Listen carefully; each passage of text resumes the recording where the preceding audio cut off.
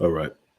All right. So, welcome, brothers and sisters, those who are tapping in for the first time, those that's been tapping in for a long time. I appreciate you. Appreciate the love. Appreciate the encouragement. Appreciate the dialogue and the engagement, even if I don't agree. Still appreciate it. So, what I'm going to do on this one, we're going to do a part 2 of a video I started yesterday, which was basically about the attack on FBA and the new black media. And even though there's a lot of different dynamics to the attack, like different ways and strategies and angles that they're using to attack us, I think it really boils down to one particular reason. And that reason is reparations. Hopefully everything's coming through clear.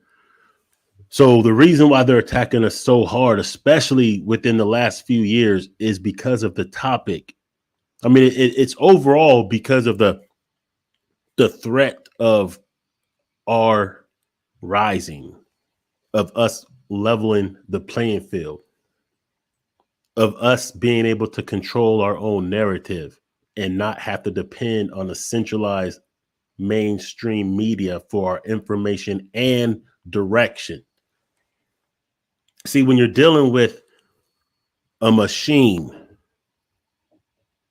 that is built on being able to control what people think and how they respond to information given to them,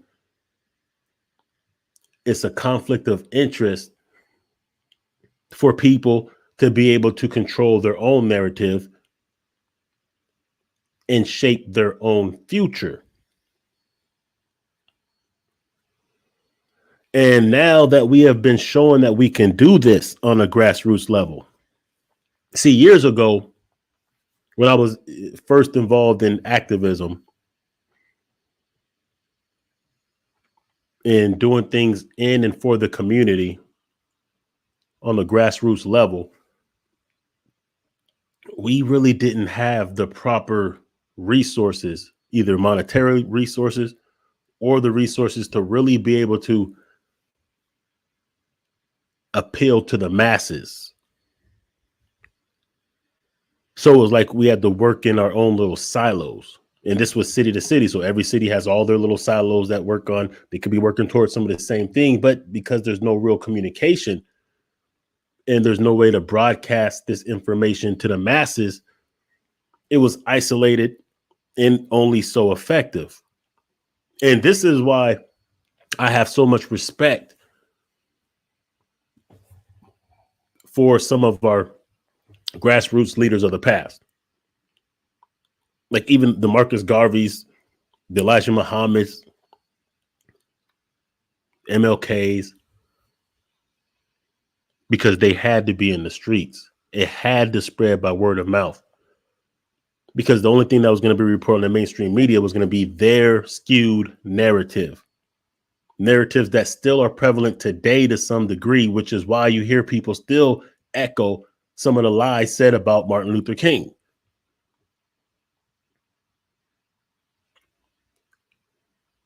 Now we live in a time where we don't have to depend on what's going to come on the TV for our information. See, now everyone is a media platform. Everyone has the ability to speak their piece and to shed light on what's going on where they're at. So because of that, we've been able to steamroll support for our causes because different media platforms have been able to grow in size and influence. So the last few years, the reparations movement has been gaining steam. And because of that, we have a lot of people that want to attack us and want to attack the reparations movement. That's part of what I'm going to be getting into today. But like I said, the attacks are coming in all kinds of different ways. There are people that feel threatened by the idea of us getting what's ours. Like they don't feel this way about other people. Holocaust survivors, they got the reparations. There was no pushback. Japanese got compensation for what they went through. no pushback. Native Americans, no pushback. Hell, slave masters in the 1800s got reparations for having to give up their slaves. No pushback. France got paid by Haiti. No pushback. When it comes to us, there's pushback. Because you got to look at it from like the standpoint of some of these immigrants. They feel like if we get what is ours, we won't need them. Their place will be usurped. They benefit from being able to gain benefit and favor. Poor white people benefit from the fact that, hey, no matter what, they could feel like they're better than us because they have more access to resources and wealth. So if the playing field is even and we don't have to depend on them, our greatness prevails, our genius innovates, and they know in a matter of time, we run the show.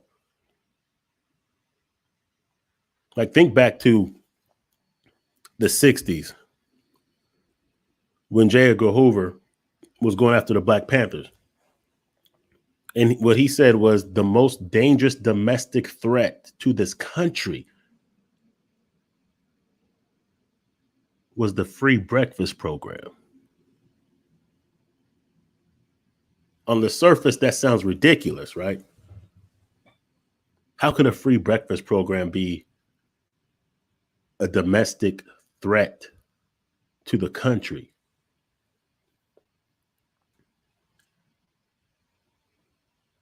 It's because if you can feed a people will listen to you.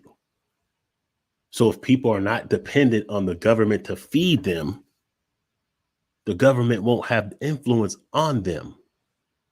And if you have radicals, as they would call it, if you have Black people feeding each other, educating each other, not dependent on the government, then the people who are being fed, especially these children, these babies, are going to grow up looking up to strong Black men and women who will educate them properly and take direction from them. Anyway, so like I said, there's definitely an attack on foundational Black Americans, African Americans, Black people in America, those who were formerly slaves in America. We know that.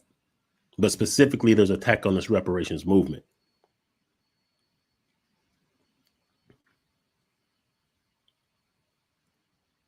And it's coming from those who aren't eligible, who may look like us, who you would think would want to side with us because that would help their own movements. But remember, the kind of people that's coming here. So when we use terminology like tethers, we're not speaking about just because you're not FBA, you're a tether and we don't like you. We're saying those who came here with an agenda or follow an agenda of attacking us through social media, undermining our efforts, going against what we deemed as beneficial for us. So, what was it, last week? Let me find this screenshot. There we go. So last week, right, Tariq Nasheed did a video called Terroristic Tethers. And I only really caught the last 20, 30 minutes of this video when it was live.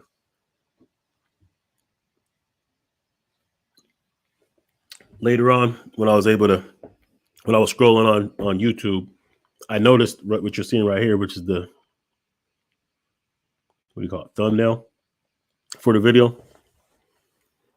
It says suspect accused of shooting 2 people in Renton, 1 in SeaTac, held on $3 million bail. And this hit home because some people know, I just moved to Texas not too long ago. And before I left Texas, I was in my home state of Seattle, or home state of Washington. I'm from Seattle. And Renton is like a border town just south, borders the south end.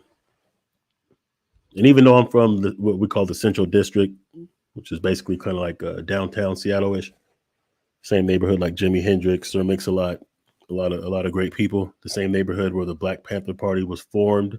The first Black Panther Party outside of California was formed in Seattle, in the same neighborhood I'm from. But I spent a lot of time in this area right here where this shooting happened. In fact, the Safeway where this shooting happened, where one of the shootings happened, I frequent this Safeway 3 to 4 times a week up until I left Seattle. So it kind of hit close to home because I'm very familiar with this area. And it was interesting because the shooter said in an interview with the police that he does not like Black people. Now, according to the name of the shooter, I'm assuming he's Somalian, Ethiopian, Eritrean, one of those. And he says he does not like Black people. That's an odd thing to say when you're accused of shooting Black people. Like even white supremacists don't say that. It's implied, but they don't say that because in the time of hate crimes, that doesn't seem like something you'd want to say, unless you believe that sentiment will get you a sweetheart deal in the judicial system. So if he believes that, okay, if I say that, then there's going to be some people in the system when I'm getting tried where they're going to take that in consideration. No, I'm not like them, and I don't like them, and there may be some leniency. This is the only thing that makes sense to me. It's not the only thing, but for my calculations, it seems like a strategy that he's betting that his anti-FBA sentiments will fare well for him in court, even though he's accused of shooting people. But this is a sentiment that we've been seeing growing and manifesting itself for the past few years now. Longer than that, if you really want to be honest. If you want to be honest, if you come from the Pan-African stock of those of us who believed that we were going to be able to kumbaya with other Black people, even though they came from other parts of the world. If you came from that Pan-Africanist stock or ideology, you have to admit that we have got pushback from those from the continent and those from the Caribbean, those from South America who looked like us, but didn't share the same sentiments of us all collectively working together. You have to admit that it was pretty shocking when you would run into a brother from Jamaica or Haiti or Dominican Republic, especially, or Nigeria or Gambia or something, and they would have a certain way of looking and thinking and talking to us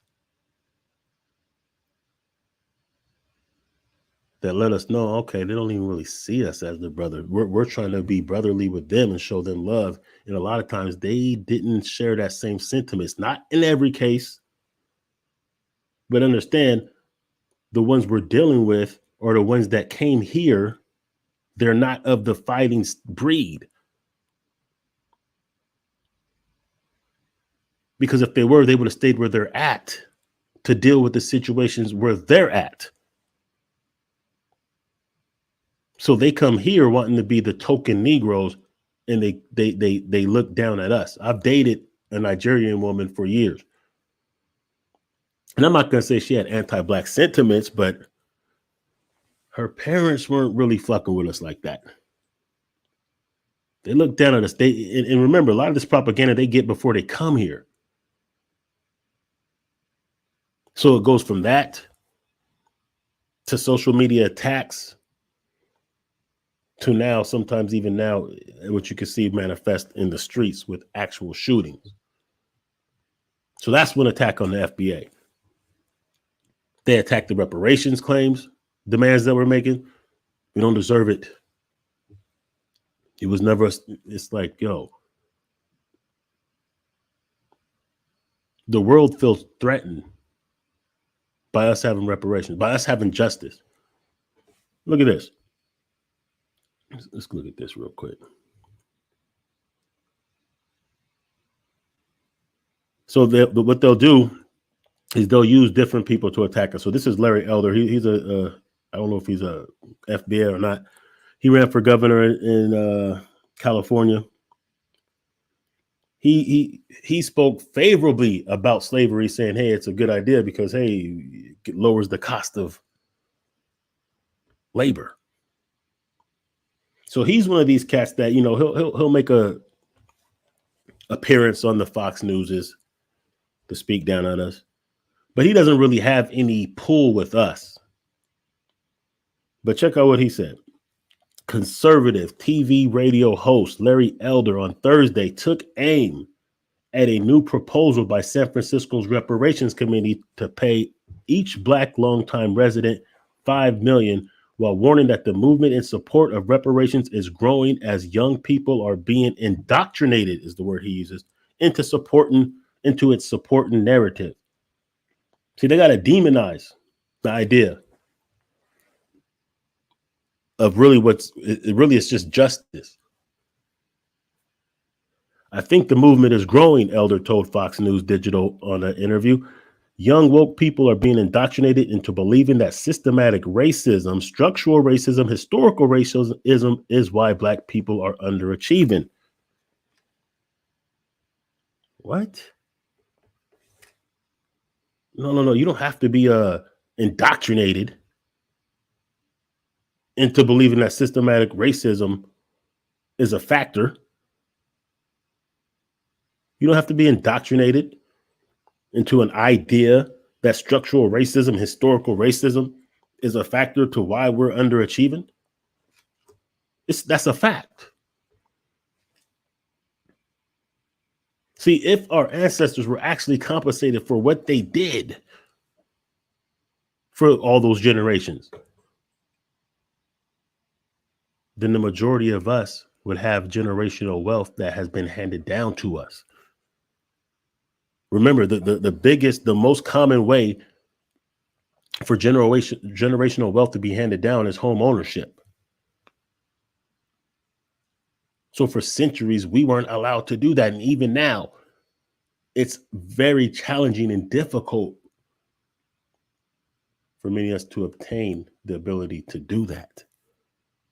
See, if we were compensated for the work we did in building the wealth of this nation, we would be already 3, 4, 5 generations into business and home ownership, land ownership, wealth.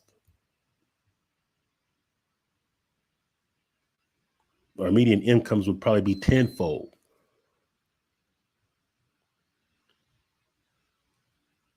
The percentage of business and land that we own would probably be 100-fold.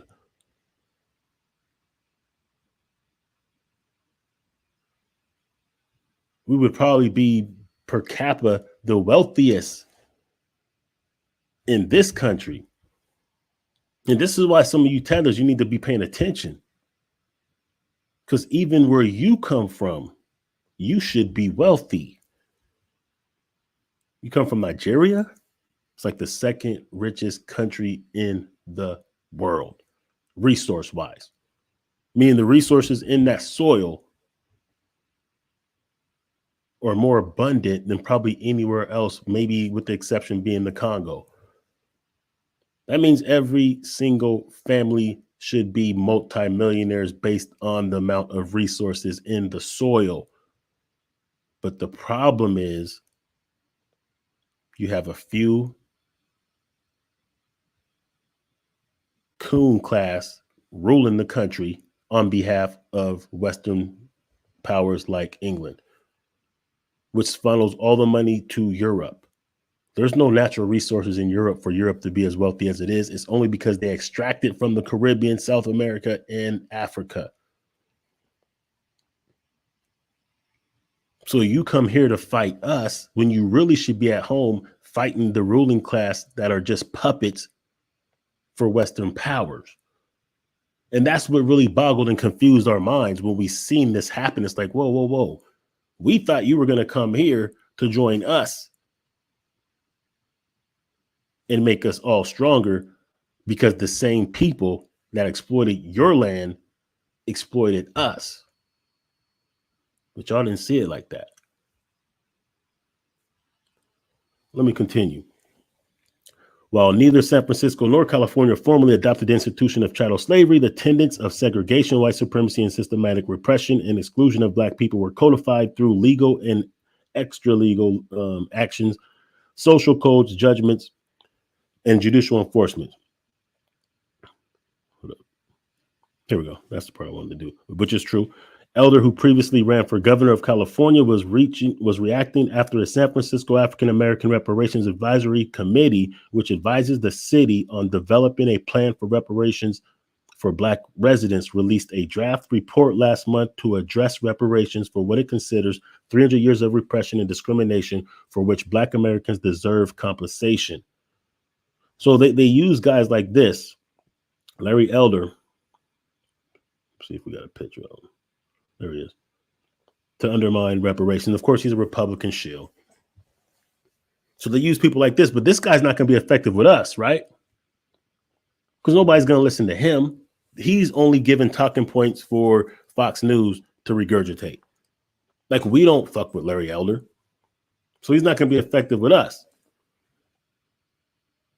So they need to find people from who look like us, who actually have some type of influence to attack the movement. This is why people like, let's just get to it. And I can show you all kinds of different ways that they undermine us. But this is why people like Taharka Bey has been going so hard on Tariq Nasheed and the FBA.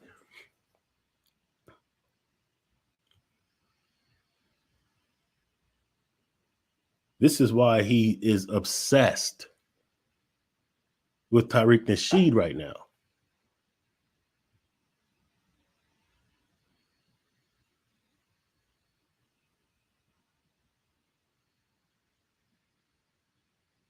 Reparations. And when you're dealing with somebody who's likely an agent, and I don't use that word lightly.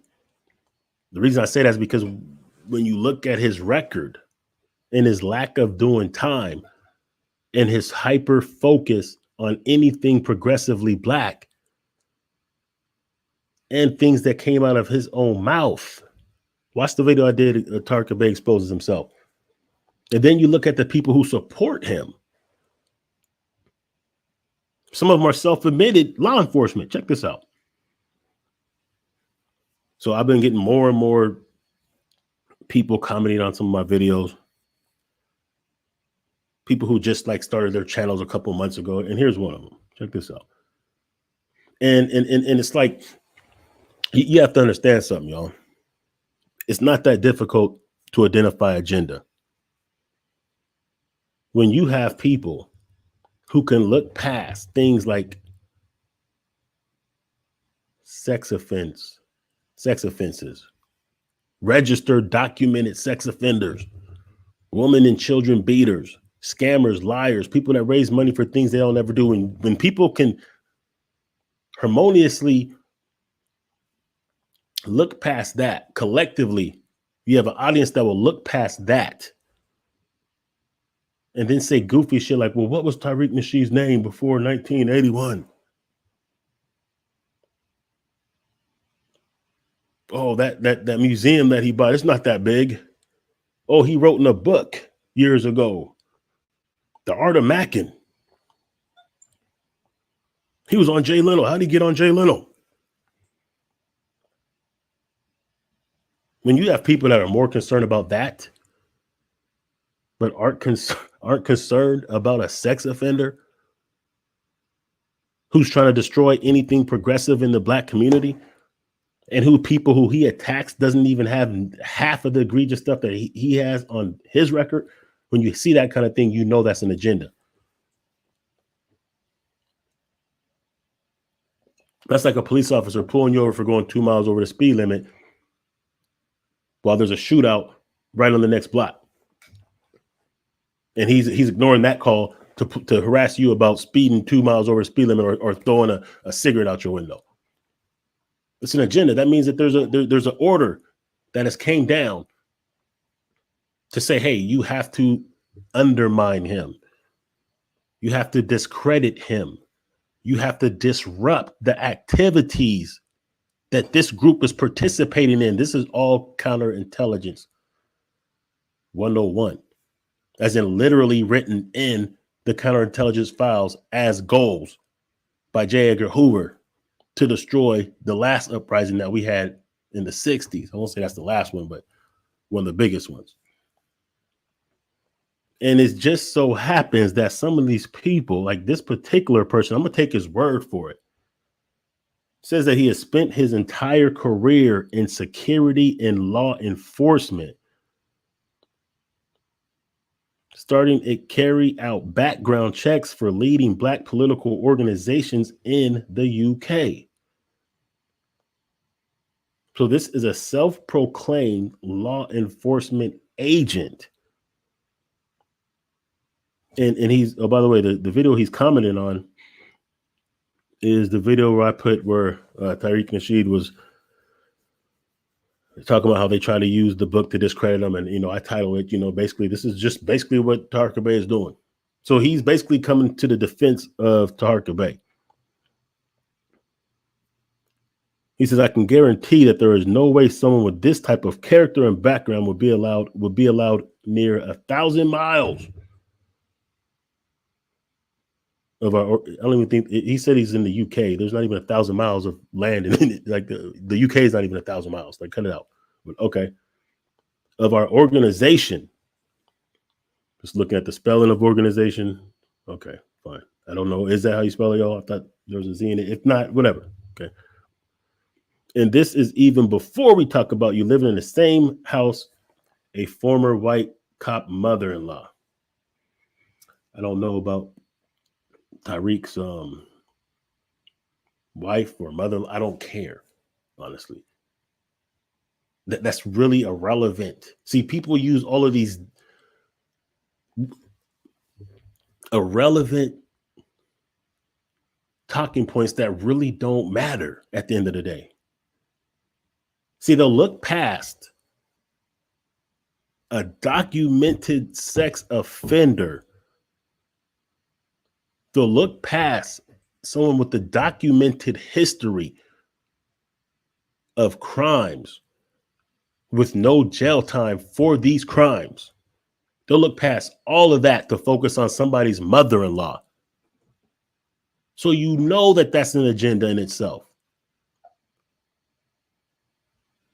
Distraction, disrupt, discredit. They haven't even changed the game plan since 1967, y'all. They've added to it, but they ain't changed it. So I'm speaking as a professional, he says. Everything about this background rings every red alarm in my entire being. Once again, he's doing this in defense of someone who numerous women have came out with protection orders for them and their children, detailing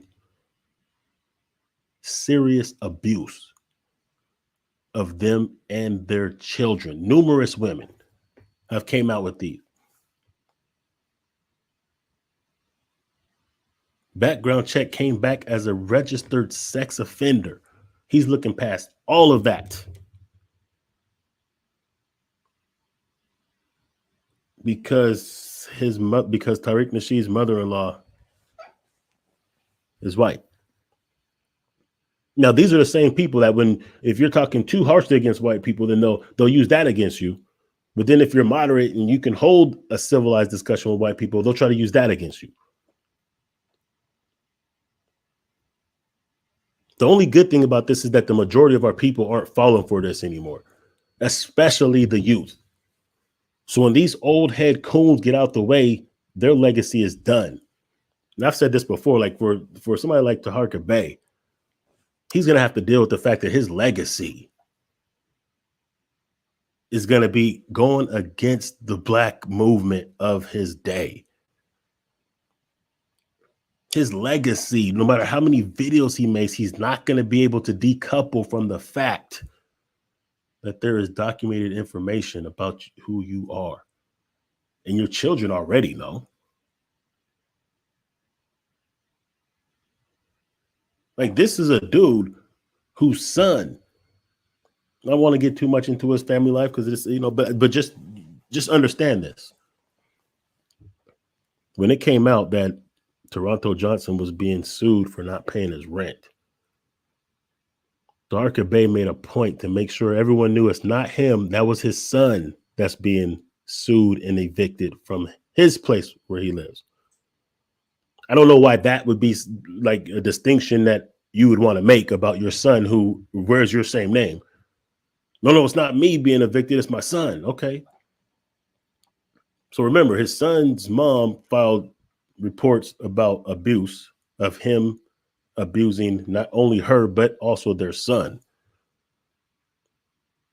His son's mom died a couple years ago. And this is all the stuff that Taharka Bey put on the Twitter feed, trying to get like some type of people to feel sorry or feel shameful for bringing it up. His mother died. Well, his mother died like 2 years ago. So you're telling me that your son would rather live in the home where his mother passed away and struggle to the point where he's going to get evicted than going and living with his father. And you're the family guy. You're the moral standard of the black community, but your son doesn't even want to live with you. He would rather struggle and get evicted than to come live with his father. It makes sense though, because me, Research Ninja, DSP, even Tariq Nasheed showed you the paperwork where his son said, I'm not going to live with him if he hits me again. I'm sick of him beating me. See, I got disciplined by my father. I didn't get abused. I got disciplined. Up until a certain age, yes, I would get ass whoopings with the belt. Deserved ass whoopings. Not ass whoopings because my dad came home drunk and just wanted to beat up on me and my mom. No, but I got ass whoopings because I was out of pocket. What he did was abuse to the point where his own son would rather live in the home where his mother died and go through getting evicted than say, Dad, can I live with you? Or maybe Tarka just didn't say, hey, son, come home. Whatever it is. To me, that's, a little something worth considering, especially since, this dude wants to always use other people's family against them. Well, I'm just saying, like, look at your life.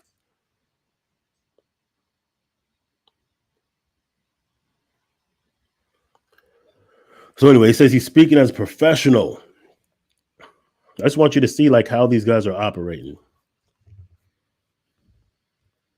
He says, in fact, he has the perfect type of character used or who works in cooperation with the police to mess up black people. Speaking about Tariq Nasheed, that's why many of the organizations I worked for do not recruit felons unless they have been arrested for something which was political in character. Now, here's the thing. I've never seen anyone produce any information saying that Tariq Nasheed was ever arrested for anything. In fact, this last 5 months of Taharka Bey doing the great research that he claims he does, the only thing he's came up with was driving with suspended license. That's not a felony. Now, a felony is robbing, beating, dragging, and what was the other word? Tying up women when he robbed that pizza shop. That's a felony. A felony, this is Tarka Bay's works, by the way. A felony is, beating, punching, whatever, put them on the sex offense registry. Those are felonies. So this dude who claims, first of all, he claims like in one breath, he's trying to convey that he is about the movement, his many organizations. But on the other hand, he starts off by saying he has spent his entire career in security and law enforcement. So that means he's an operative. Security and law enforcement.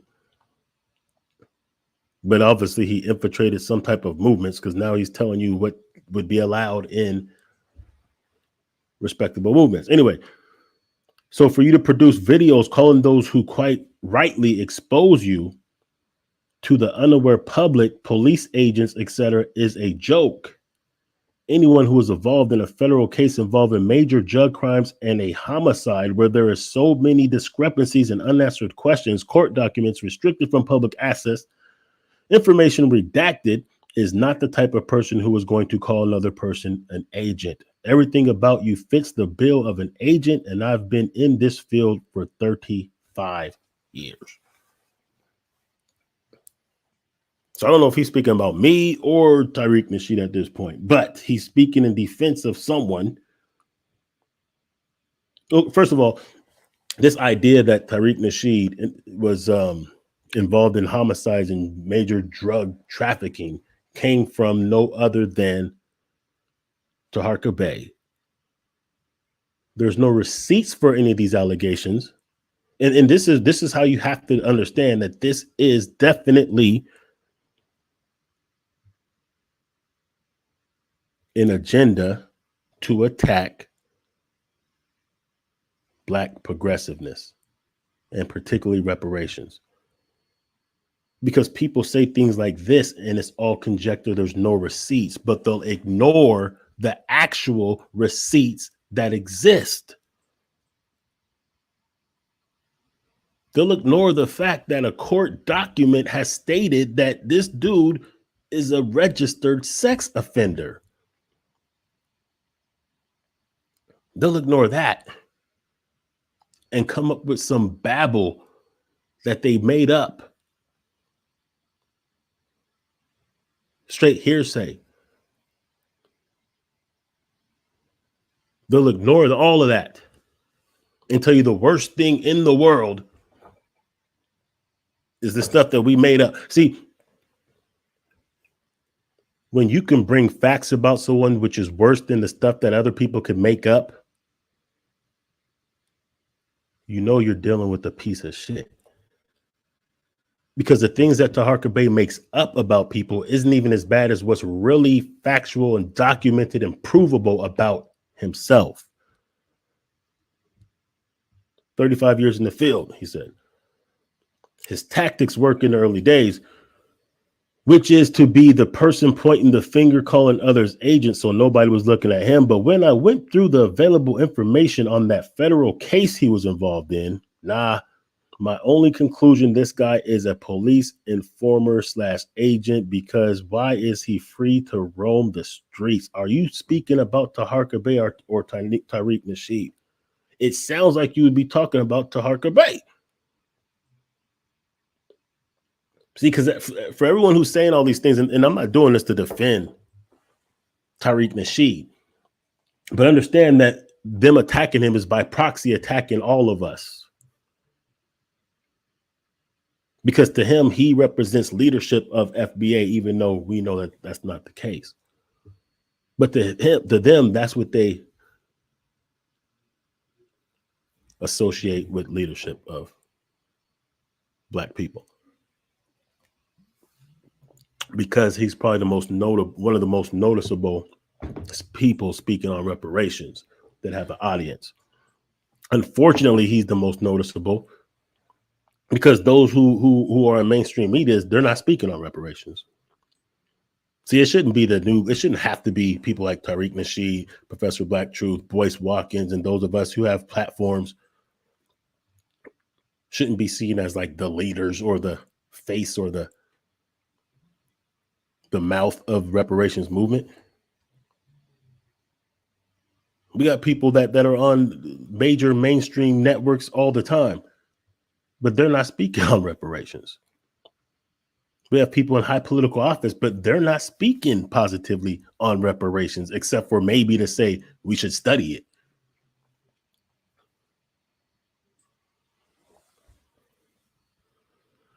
What else? Then all those name changes, all those changes of names to the point we don't even know his name or who this character really is. What is he trying to hide or put behind you? Tariq Nasheed would never get through the door of any screening process I'd ever been involved in. There are far too many questions and answers, and when you see someone who will talk about everything but somehow avoid some basic and important areas, whatever. I don't even.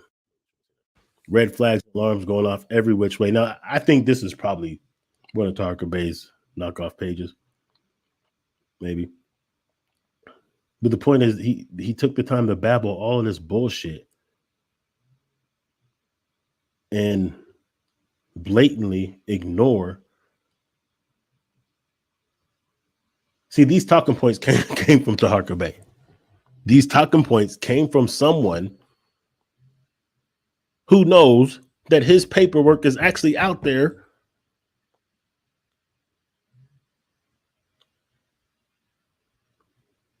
And he makes up things that possibly could be, maybe, like if listen, you know damn well if there was paperwork on Tariq Nasheed showing that he was an agent or did some murders or big time drug dealings, they would have produced it. But this is how, like this is why I say I don't take the word agent lightly. But if we agree that there are a such thing as agents, well, how else would we identify them? By their works. We'd identify them by the information that's available to us. We'd identify them by contrasting history to the now and identifying those who were agents in the past. How did they operate? Well, who's operating like that right now?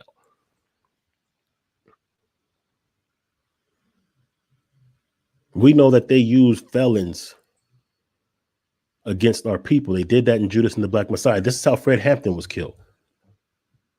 The person who set up Fred Hampton, he got caught on a federal crime and then got flipped to infiltrate the Black Panther Party. We know that Taharka Bay has plenty of a criminal record that he didn't do time for. And the last known case that he caught is the same week that he started his YouTube channel, which has only been a platform to attack progressive Black thought. But these are the kind of people that support him.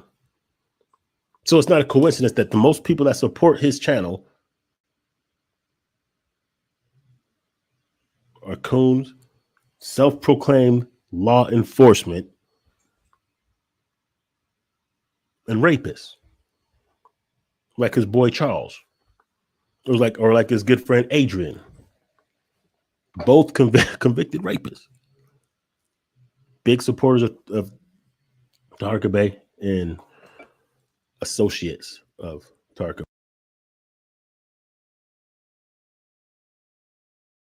Trying to get Dr. York free. It's no coincidence that the money he raised to cover that Brother Polite trial, he never covered the trial.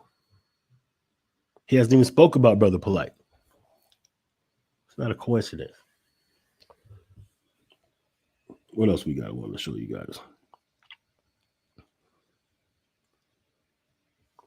So these attacks are coming all kinds of ways.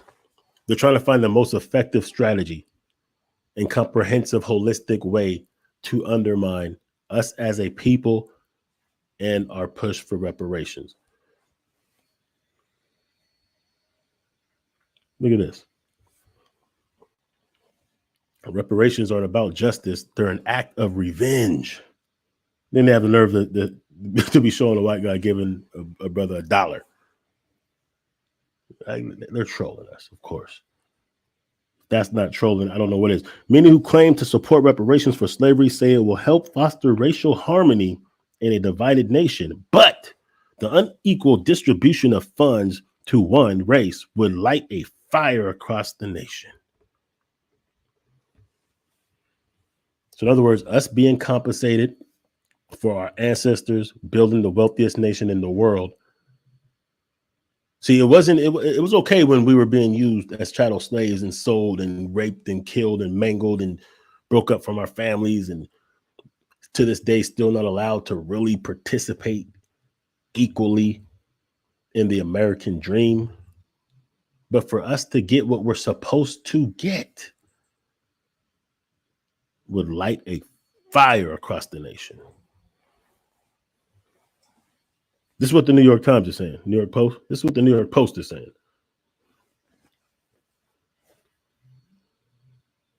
It would light a fire. People would be jealous. They'd be upset. See, some people, their only self-esteem comes from the idea of them feeling they're better than us and that they get better treatment than us. So if we usurp them with wealth and we're collected and they know we're starting to get on code. See, all that talk about, oh, we would just mess it up. Some of these goofy ass niggas, oh, you'll just give it right back to them. No. Don't project your bullshit on us. We won't. You might. Me and mines know how to collectively work together. And that boost would be put to good use. Remember, there's still like 20 black towns. There's all kind of land for sale. There's all kind of businesses that can be put into motion. Asset ownership. Remember, owning home ownership and land ownership is the biggest, most common way for generational wealth to be passed down. That means you buy a home for $500,000, depending on where you at. You pass that home to your children. The equity that you're paying into the mortgage, plus the fact that homes typically go up in value, you're building your wealth and then you're handing it down. They take care of the home. Home increases in value. They can borrow equity out the home. The home's worth $500,000 and they even paid off $200,000, plus it went up another $100,000. Now that's $400,000 that you can take out, maybe buy another home, do it again. You know what I'm saying? Next thing you know, now you have $1 million in assets. This is traditionally how wealth is built. Yes, businesses, other things, other investments as well, but the most common way is home ownership. We have been locked out of that game for centuries while we built wealth for other people to be able to do that and have an unfair advantage. We're saying we need to balance out the scale so that now down the line, our children and grandchildren's children will have something generationally passed down to them. See, rich black people now have new money, not old money. Old money is when it's been handed down. We got these trust funds and these different ways that they have accumulated wealth for all of these years to where their family don't even have to work, or they come in the game with ownership.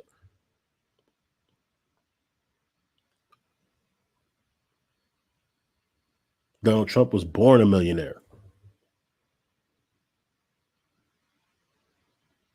A lot of these politicians and rich, wealthy billionaires, they didn't just make it out of nothing. They didn't get it out the mud. Elon Musk's family owned mines. I forgot what kind of mines, but natural resource mines in South Africa. Bill Gates came in the game with money.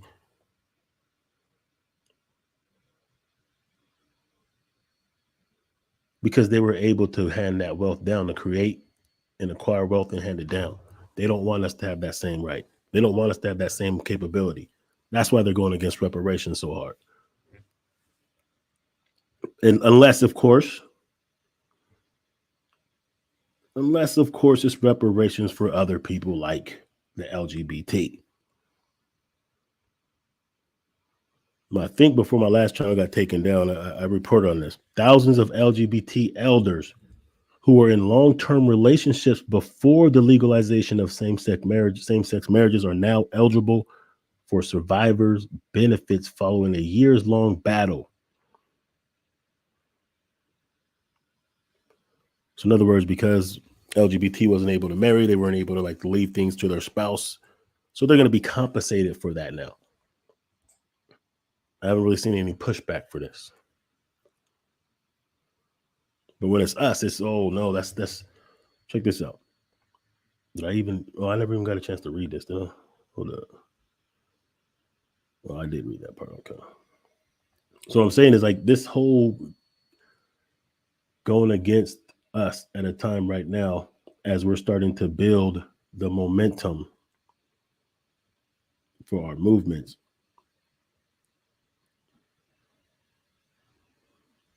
is not coincidental.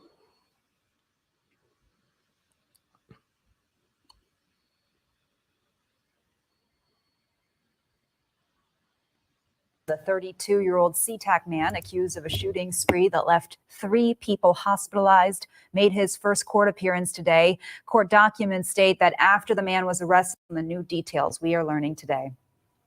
In probable cause documents released today, it states that during that interview with police, he denied shooting anyone, but he allegedly did confirm that he recently purchased a pistol, and that pistol and loaded magazines were inside his vehicle. According to investigators, one man allegedly caused 4 different crime scenes. State of Washington versus Mamadou Diallo. Mamadou Diallo appeared before a judge today, accused of perpetrating a shooting spree Thursday afternoon. It started near Rainier Avenue in Renton. That's where a suspect allegedly pulled up in his vehicle next to a man who was sitting in his car and started shooting, according to police, who say the same suspect then drove less than a mile to a dealership on Southwest Grady Way, and there was more gunfire. You know, as a business owner, you stay up late at night worrying about a lot of things. This isn't one of them. So I was really caught off guard. Matthew Phillips, the CEO at Car Pros, received the call yesterday afternoon that one of his employees was shot. We're all just in shock. The employee was walking to his car. Someone basically pulled out a gun, shot him, and drove off. It happened very quickly. Nobody really understood what happened. Luckily, we have an employee who is former military that sprung into action to provide immediate first aid. As police were investigating the 2 crime scenes in Renton, a third call came in about SeaTac, where another man was shot. And investigators say they believe the same suspect is responsible. A short time later, evidence and witness statements led to this moment, where police say they arrested the suspect on I-5 in Tacoma. It was all part of a traumatic day for Phillips and his employees. He says they're still struggling. To know that everyone feels a little bit less safe, to know that one of our family members isn't here, is heartbreaking. Today, the judge found probable cause for 3 counts of assault and set bail at $3 million. In Seattle, Natalie Swaby, King 5 News. Shout out to oh shoot, what happened to hold up real quick, y'all.